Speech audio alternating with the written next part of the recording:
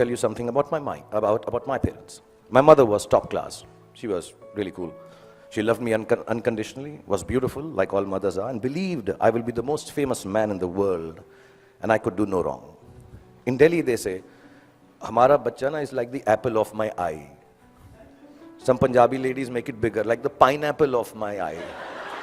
So I was the pineapple of my mother's eye. And my father was a gentleman. He was very educated, masters in law, extremely intelligent, knew 7 languages, had traveled the world, knew his politics, fought for the freedom of our country, India, and excelled at sports like hockey, swimming, and polo. He could cook and recite poems and knew the capital of every country in the world. My father was also very, very poor. He was unemployed and struggling to make ends meet for 15 years of my life that I had the privilege of knowing him. From when I was 10 to when I was 15, not being able to afford fancy gifts for me, he would wrap up something old that belonged to him in newspapers and declare it as a birthday gift when my birthday came along. This, in the next 11 and a half minutes left that I have, is the story of the 5 gifts my father gave me and how they helped me become what I am today. When I was 10, my father gave me an old chess set. Chess is a reflection of life, they say, and as cliched as it sounds, it's probably true. The first thing it teaches you is that every move has a consequence, whether you perceive that it does or does not. Nothing you do, not a single moment, is empty of living. So think of things through, not always, but often enough, so your life does not feel as black and white and as uniform as the squares on a chessboard. Sometimes, in order to move forward, you might need to take a few steps back. And there's no loss in doing something that hurts in the short run, but proves worthwhile in time. If you forget the smallest of your people, or become foolish enough to imagine that the little graces you are given are of no value, you end up nowhere. When you look around you, learn to notice all the tiny little things that make your existence privileged and special.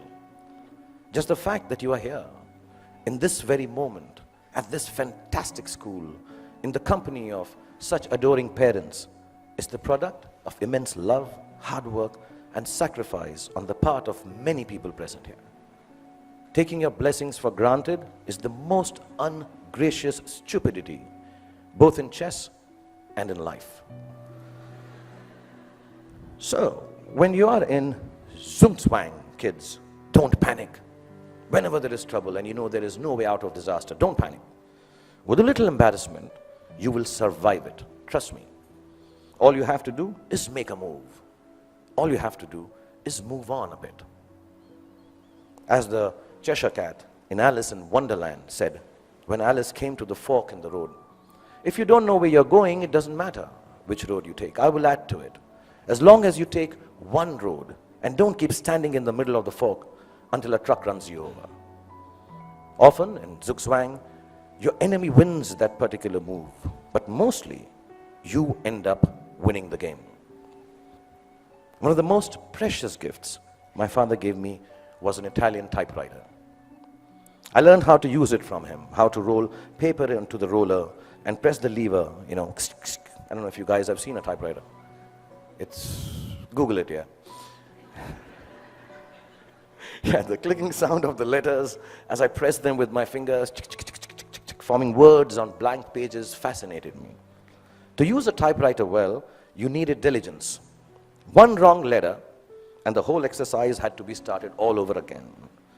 We used something called Typex to erase our mistakes in those days.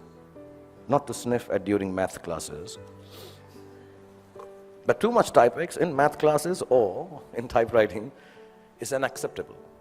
So we had to learn how to move our fingers accurately, to make words out of thoughts with efficiency, and do it over and over again till we got it just right. As an adult, I have come to understand that there is nothing of more value than your capacity for diligence and your ability to work hard. If you can outwork your adversaries and your employees, you can ensure your own success in whatever it is you choose to do. Whatever you're doing, do it once. Then do it one more time, even more carefully. Practice will make everything seem easier. Be diligent, be thorough. Think of every job you do as the first one. So you have to get it right or you won't be able to impress everyone. And at the same time, do it as your last job, as if you will not get a chance to do it again ever. Don't just outwork yourself. Only parents clapping.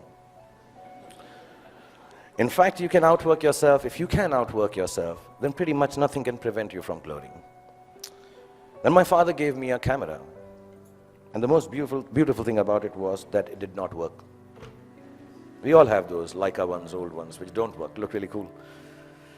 I learned that things don't always have to be functional to fulfill a need. That sometimes when things are broken, the greatest creativity emanates from their fragments. I found myself looking at my world magically through the unusable lens, and the fact that there was never any actual photograph to see taught me my most important lesson yet. That creativity is a process of the soul. It does not need an outcome or a product for the world to accept. It needs only the truth of its own expression. It comes from within and makes of your world whatever you wish it to make. So don't be afraid of your own creativity. Honor it. It doesn't always have to be seen or approved by those around you. It is an expression of your deepest self, and it belongs as much to you as it does to the universe that nurtures and inspires it. All creativity is not for everyone to like or understand. All art is not up for sale. Some creativity has a bigger role to play. It is to keep you company when you're alone, when you need a friend, when the world doesn't seem to understand you. Your creativity, whatever that may be, I know a friend of mine who makes dolls out of bath bags from aeroplanes. Whatever your creativity is, your creativity will be the only thing that will keep you inspired and satisfied. Honor it to the end, whatever it may be. Mine is poetry. I write rubbish poetry. It's so bad that sometimes I cringe to read it myself. It's crap. But I write it. It is my secret place. It is mine to make me feel free and happy. So you find yours, and if the world loves it, good. If it doesn't, even better, because now you will truly have a friend. So keep your creativity intact. My father was a funny guy. He had the capacity to turn any kind of serious situation in a way that it seemed less stressful, with a bit of humor.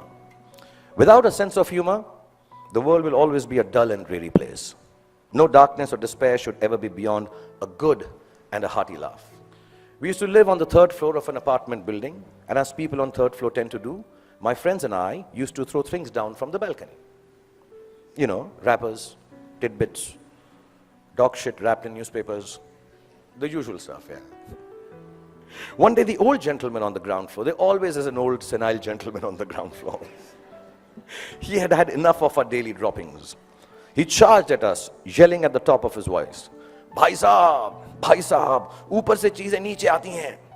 Upar se cheezein niche aati hain. And the whole mohalla, the colony emerged to witness the spectacle. My father was there. I was mortified. And he kept screaming, Upar se cheezein niche aati hain. And my father calmly looked at him and said, Chacha ji, upar se cheezein niche aati hain, ye Newton ne bahut saalon pehle bataya tha. आप कोई नई बात बताओ, अंदर बैठ के चाय P के बात करते हैं. And it instantly diffused the situation. The old man smiled. We went into the apartment, worked out how dog shit needs to be disposed of properly over a cup of tea, and life was back to normal again. The point being, learn to laugh at yourselves every chance you get. If you can manage not to take yourself too seriously, no matter how big a shot you become, or how lowly, useless, trivial you feel, you will instantly disarm life's power to beat you down. It makes you braver to face ugliness because it changes your perspective. Humor is actually the deafness to see the world, the reality, for the transient farce it really is. It's like a talisman for survival. Cultivate it and allow it to lighten every heavy moment. Wear it like a vulgar tattoo if you don't already have one. Don't ever let it get washed away in the turbulently beautiful seas of life. It's your ticket to staying young and childlike forever. And you'll realize why it matters to stay childlike when you're my age. Well, what I'm referring to is what counts as the most beautiful and final gift that my father gave me. I only realized it was a gift on the day he died, when I was 15 years old. A gift your parents have given to you already.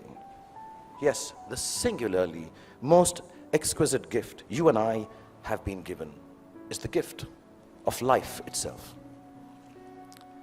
There is nothing that marks a man or a woman out from the ordinary more perfectly than grace. Grace is the consciousness that life is bigger than we are, and therefore our gratitude for it must match its vastness.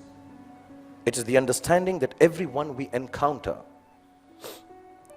whether they are loving towards us or offensively abrasive, is a human like we are. It is knowing that experiences shapes human beings, and no matter how good we are at something or how successful we may become, we are never better than the other person. If you can live your life with grace towards those around you, you will accomplish more than you could if you became the President of America.